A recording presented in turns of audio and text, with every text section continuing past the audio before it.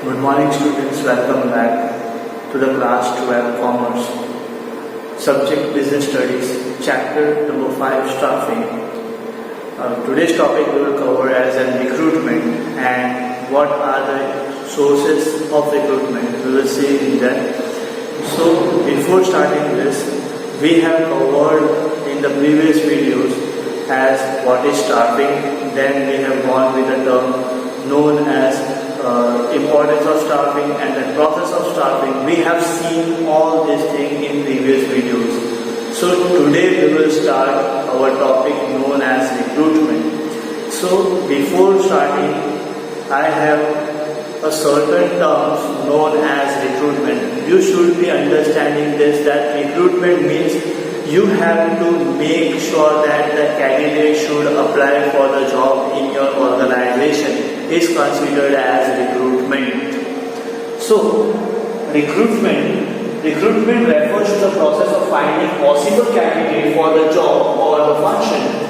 Very important point over here. Process to find out the possible candidate for the job or a function.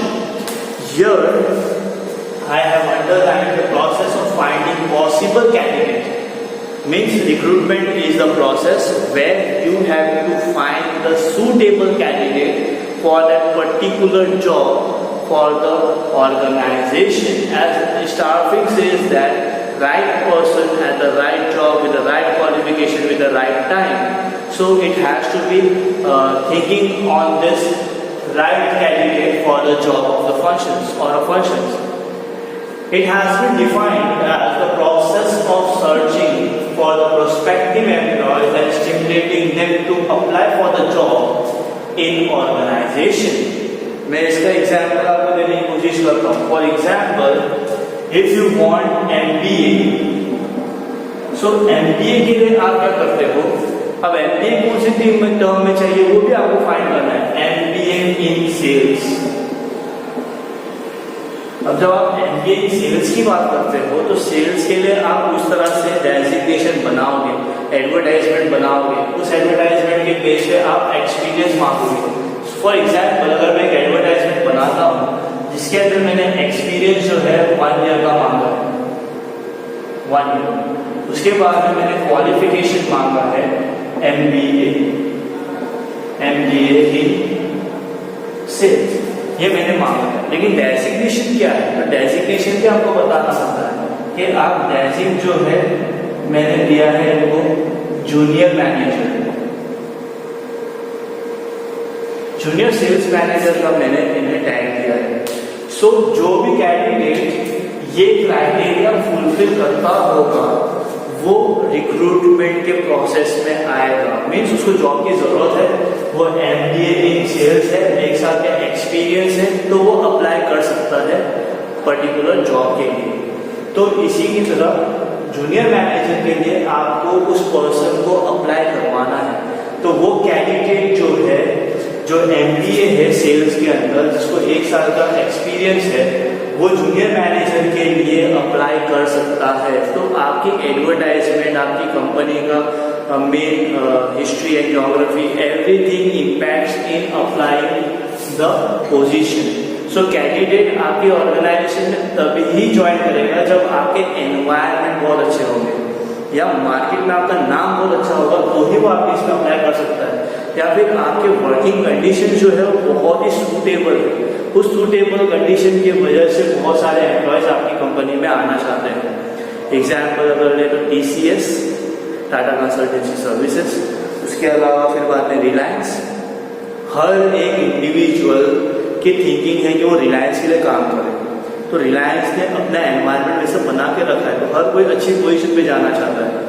TCS, Tata consultancy में बहुत लोगों को जाने के शौक है, तो वो इसलिए जाना चाहते हैं क्योंकि वो ऑर्गेनाइजेशन का नेम है.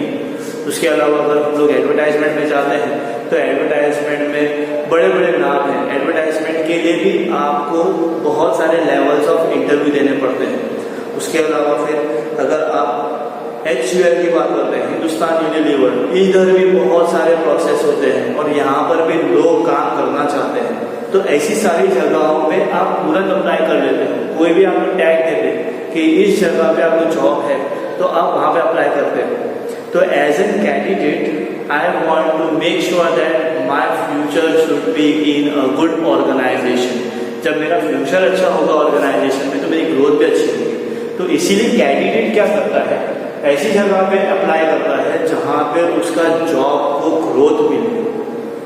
नेक्स्ट टॉपिक जो हम लोग आगे देखने वाले हैं वो ये है एडवर्टाइजमेंट। अब एडवर्टाइजमेंट वर्क कैसे करता है?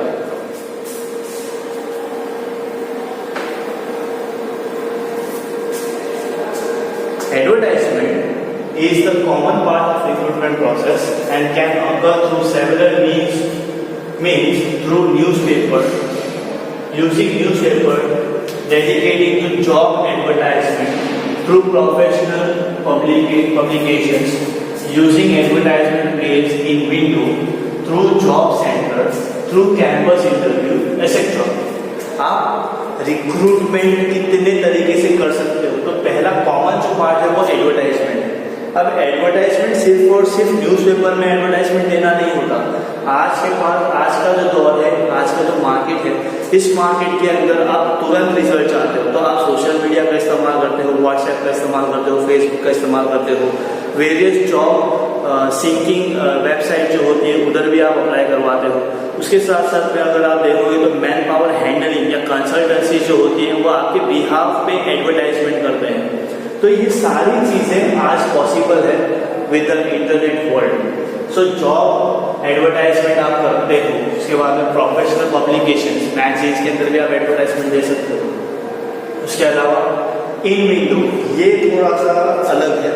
इन विंडो होता क्या है, अगर आप कोई भी कंपनी के गेट पे जाते हो तो वहाँ पे बहुत सारे एडवर्टाइजमेंट लगते हैं, या फिर नोटिस बोर्ड हम लोग कह सकते हैं। नोटिस बोर्ड पे बहुत सारे नोटिस लगती है, तो इसको हम लोग कह सकते हैं इन विंडो।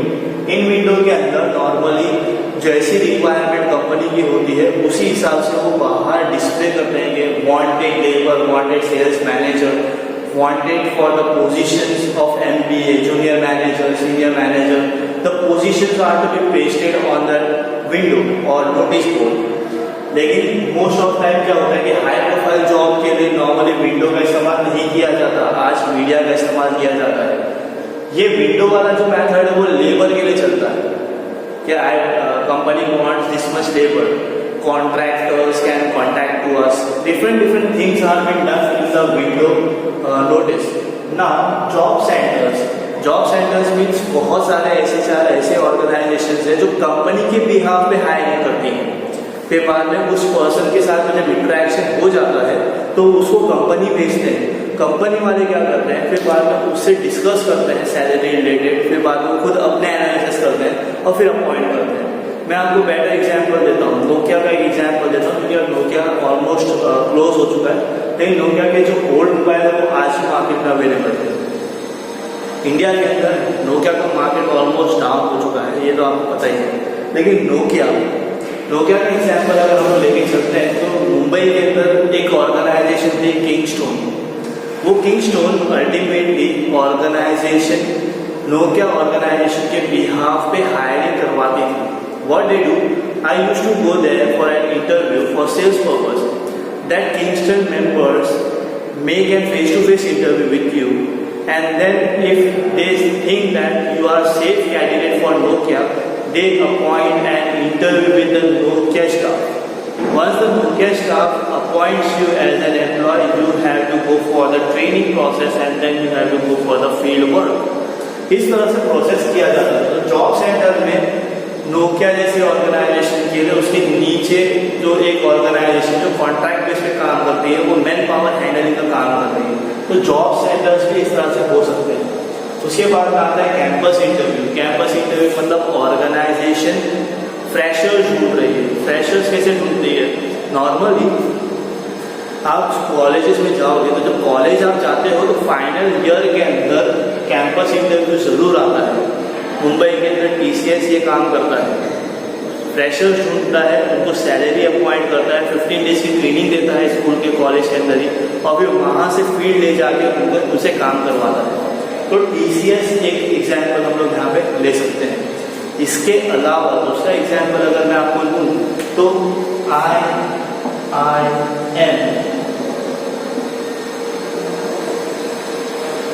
अहमदाबाद। IIM अहमदाबाद एक ऐसा इंस्टीट्यूट है जो इंडियन इंस्टीट्यूट ऑफ मैनेजमेंट का सबसे हाईएस्ट अथॉरिटी हम लोग कह सकते हैं। IIM अहमदाबाद के जो भी कैंडिडेट्स होते हैं या जो भी स्टूडेंट्स होते हैं फाइनल ईयर के अंदर उनको जॉब मिल ही जाती है बिकॉज ऑफ ऑर्गेनाइजेशनल नेम। लोगों की थिंकिंग ऐसी है कि जो बंदा IIM अहमदाबाद में पढ़ता होगा वो एक्सपर्ट होगा ही, इसीलिए उसको जॉब मिल जाती है और हाई स्केल पेमेंट भी मिलती है। यहाँ पे HUL हो गया, फिर रिलायंस हो गया, TCS हो गए, टाटा कंसल्टेंसीज हो गई, फिर बाद में डेल का ऑर्गेनाइजेशन हो गया, लिनोवो का ऑर्गेनाइजेशन हो गया। जितने भी बड़े बड़े नेम होते हैं ना वो यहाँ पर आके IIM अहमदाबाद से एम्प्लॉयज को हायर करते हैं, वो भी हाई पोजीशन पर। Now we will see source of recruitment. In this, recruitment seeks to attract suitable applicants to apply for various jobs. The various activities involved with the process of recruitment includes identification of a different source of labor supply, assessment of various validity, choosing the most suitable source or different sources, and inviting applications for the prospective candidates for the vacant positions. Source of recruitment means a candidate needs to apply for a specific job. So what we have to do is we have to identify from where or from which department the labor is required, and then according to that we have to go for advertisement. Next is assisting for their validities. Once the approval has been given, yes, the number of candidates is required from different departments, they started doing or preparing advertisement for the recruitment process. Next part is choosing the most suitable source or different sources. Here, newspaper is most suitable source where the advertisement can be given, whereas in today's world, internet world, social media is also an important place where advertisement is being given, so that candidates can apply directly through email or through sending the letters to the organization for the specific job. Next is inviting applications. Applications for the various positions in the organizations are being accepted by the organization. It is considered a different 4 points has to be there for availability of jobs. Next is considered as a requisite position may be filled up from within the organization or from outside. Organization can do recruitment on the basis of within organization or from outside.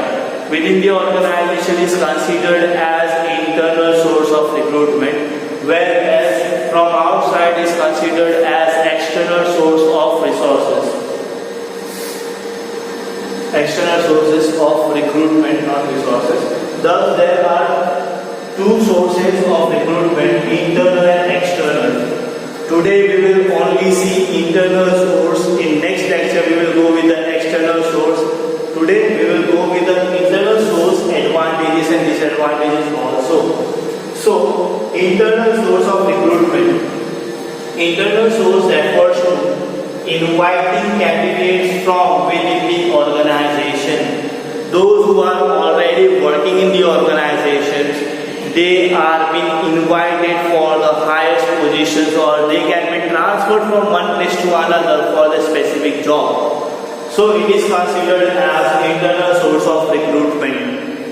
Here I have written some important sources where we have to highlight this point as transfer. First thing, in internal source of recruitment, the people can be transferred from one department to another department, or one organization's part to different organization part. Example should be very much clear that my offices are in two places. One is in Mumbai and one is in Surat. So there is a shortage in Surat. So what I can do, I can analyze in my Mumbai division whether the extra extra person is there or not. Once the extra employee is coming in that organization, I can offer him to go to Surat and settle over there and work on in that organization. It can be done this way. So it has been mentioned, it involves a shifting of employee from one job to another, from one department to another, or from one shift to another shift. दो तीन चीजें यहाँ पे करी, one job to another. वो बंदा sales में था, अब सेल्स से उसको परचेज में डाल दिया गया. ये कर सकते हैं. Department to department transfer. That person is in the field of sales, he was working on the field, now he is working on the text as an stock manager. It can be like this, it can be transferred this way, or from one shift to another. जो job वो कर ही रहा था वही job लेकिन दूसरी location पे उसको शिफ्ट कर दिया गया. इसको कहते हैं transfer. Next part is promotion. ये बहुत ही ज्यादा अच्छा टेक्निक है कि कोई भी एम्प्लॉय को एनकरेज करने के लिए. Promotion, it refers to shift an employee to the higher position, carries higher responsibility, prestige, facilities and pay. कोई भी एम्प्लॉय को अगर आप प्रमोट करते हो इंटरनल सोर्स में, तो अल्टीमेटली वो बंदे के अंदर ट्रस्ट आता है. That person is trustworthy towards the organisation. After making him promoted from the one position to another, he has a huge responsibility. He gets good status. He has all the facilities which was not been there earlier, and he also gets huge money in terms of position changing. So here it has been mentioned. These 2 points are very important for the source, internal source. Here transfer and promotion. The third point is also mentioned over there is layoff. Layoff is nothing but the temporary worker who was being removed from the job, and after certain time when the work has come back to organization, the employee is hiring that particular person back. To recall the temporary worker from the work is called as layoff, who were temporarily separated from organization due to lack of work. Organisation में काम ही नहीं है और बहुत सारे employees है, बहुत सारे लोगों को सैलरी देनी है, तो उन्होंने क्या किया, एम्प्लॉय को अलग कर दिया. They have made that employ to resign. But when the load again come backs, वापस काम आने लगा. जब काम आने लगा तो उन्होंने जो टेम्पररी वर्कर जिनको निकाल दिया था उनको वापस हायर कर दिया. इसको कहते हैं ले ऑफ. अब इस टॉपिक के अंदर हम लोग एडवांटेजेस एंड डिसएडवांटेज भी देखते हैं.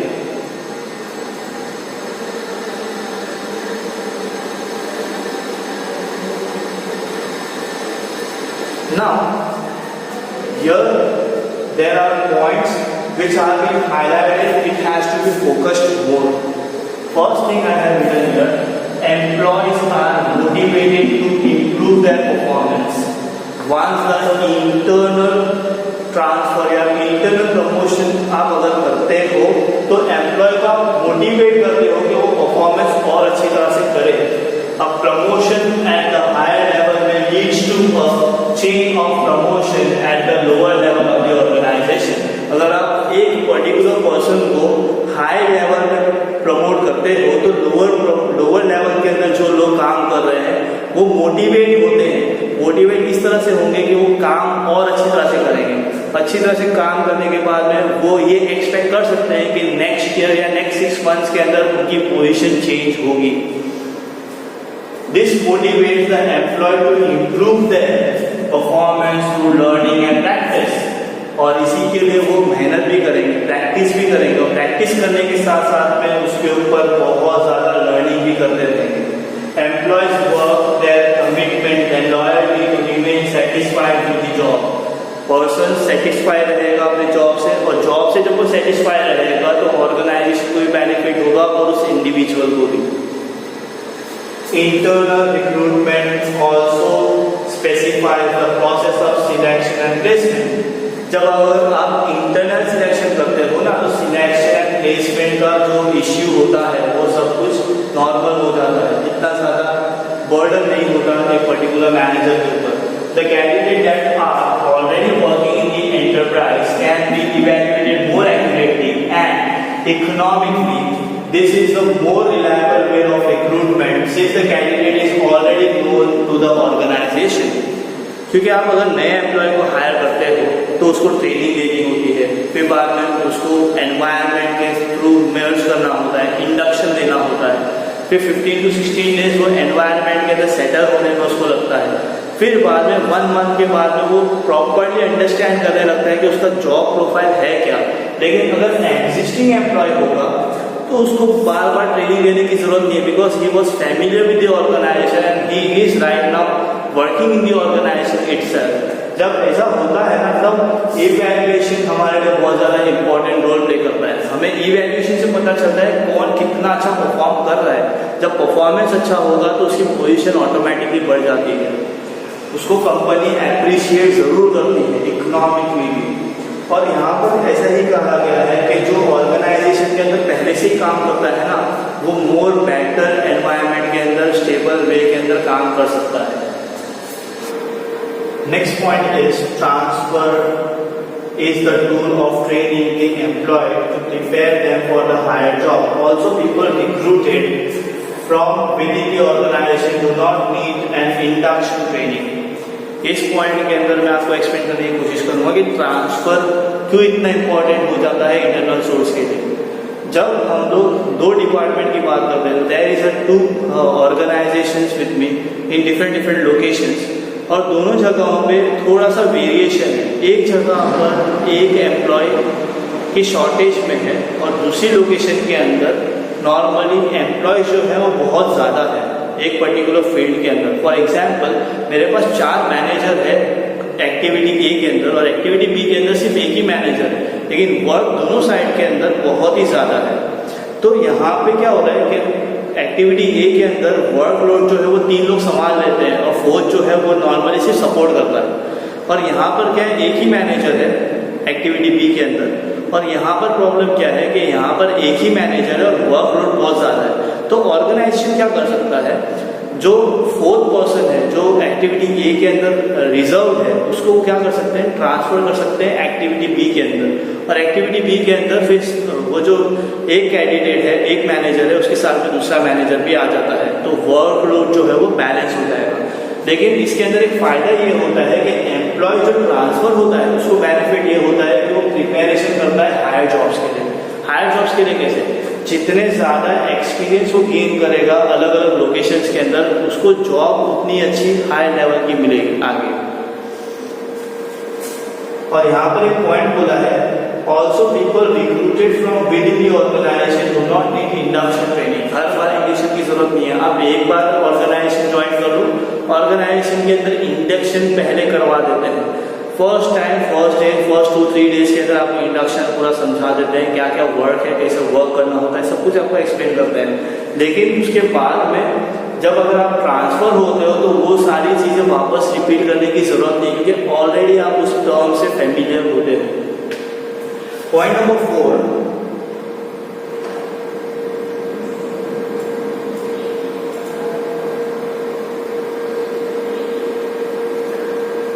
transfer has the benefits of shift workforce to the surplus department and those who are there in shortage of staff। मैंने यही समझाने की कोशिश की जिससे पहले वाले पॉइंट के थ्रू कि एक जगह शॉर्टेज है और एक जगह एक्सेस है, तो दोनों साइड में बैलेंस करके रखो। तो एक साइड में जो बहुत ज़्यादा बर्डन होता है वहाँ पे आप वर्कफोर्स को इक्वली डिस्ट्रीब्यूट कर देते हो ट्रांसफर के थ्रू।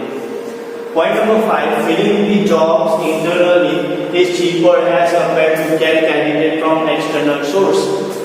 ये भी बहुत अच्छा पॉइंट है अल्टीमेटली। यहाँ पर होता क्या है, when the persons are being elected within the organization, the cost of hiring employee is reduced from the external source। External source मतलब बाहर आपको एडवर्टाइजमेंट करनी पड़ेगी, फिर बाद में इंटरव्यू शेड्यूल करना पड़ेगा, फिर बाद में आपको इंटरव्यू शेड्यूल करने के बाद में हायरिंग प्रोसेस फॉलो करने पड़ेंगे, बहुत सारा काम आपको करना पड़ता है और साथ साथ में एक्सपेंसेस भी करने पड़ते हैं। तो वो एक्सपेंसेस आपके बच जाते हैं अगर आपने इंटरनली किसी को हायर किया हो। सिर्फ उसका डेजिग्नेशन चेंज होगा, उसकी सैलरी स्केल्स के अंदर चेंजेस आएंगे, यही फर्क होता है। अब आते हैं हम लोग डिसएडवांटेजेस की तरफ।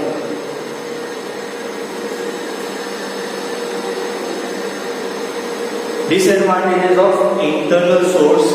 सबसे पहला पॉइंट यहाँ पर क्लियरली कहा है कि वैकेंट पोजीशन पे अगर आप इंटरनल सोर्स का इस्तेमाल करते हो तो आपके पास कोई फ्रेश टैलेंट नहीं आएगा, और फ्रेश टैलेंट हमेशा रिड्यूस होते जाएंगे, और नए आइडिया वाले लोग नॉर्मली बिजनेस के अंदर बहुत ज़्यादा चाहिए आज के इसमें। जितने ज़्यादा क्रिएटिव माइंड वाले अगर आपके पास होते हैं उतना जल्दी आपका ऑर्गेनाइजेशन ग्रोथ करता है।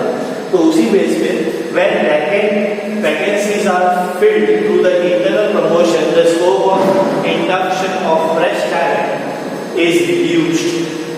सीधा सा क्लियर वर्ड यूज किया है कि फ्रेश टैलेंट को हम लोग मौका नहीं देते, और फ्रेश टैलेंट को जब मौका नहीं देते तो हमारे पास कोई नया आइडियोलॉजी वाला बंदा नहीं होता। Hence, completely reliable on internal recruitment involves danger of inbreeding by stopping infusion of new bloods into the organization। अगर आप फ्रेश टैलेंट को लाओगे नहीं तो जो एग्जिस्टिंग वर्कर्स है वो किसी के साथ मर्ज नहीं हो सकते, और मर्ज मतलब यहाँ पर इनब्रीडिंग, साथ में नहीं हो सकते। साथ में नहीं होंगे तो नए नए आइडियोलॉजीज वाले जो बंदे आते हैं उनके साथ में ये प्रॉपर्ली वर्क या कोऑर्डिनेशन नहीं रख सकते। Next point is the employees may become lethargic।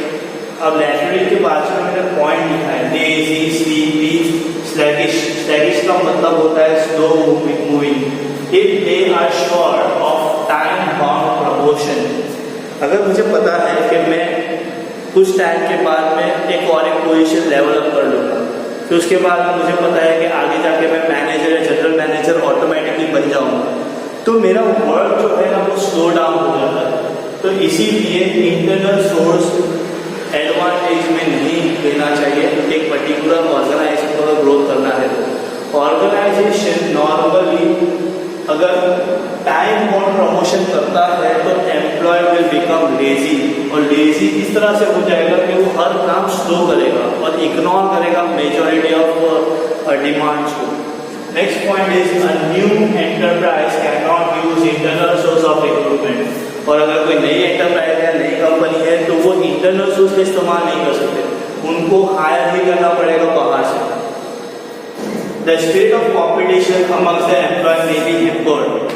अगर बाहर से अगर कोई बंदा नहीं आता है और विद इन दी ऑर्गेनाइजेशन के अंदर सबको अपना काम पता ही है, तो यहाँ पे कोई कंपटीशन क्रिएट नहीं होगा या हेल्दी एनवायरनमेंट क्रिएट नहीं होगा, क्योंकि यहाँ पर कोई कंपटीशन ही नहीं है, बाहर से कोई आएगा नहीं, तो यहाँ पे न्यू एफर्ट्स लगेंगे नहीं, और न्यू एफर्ट्स लगेगा नहीं तो ऑर्गेनाइजेशन को बेनिफिट्स नहीं मिलने वाला।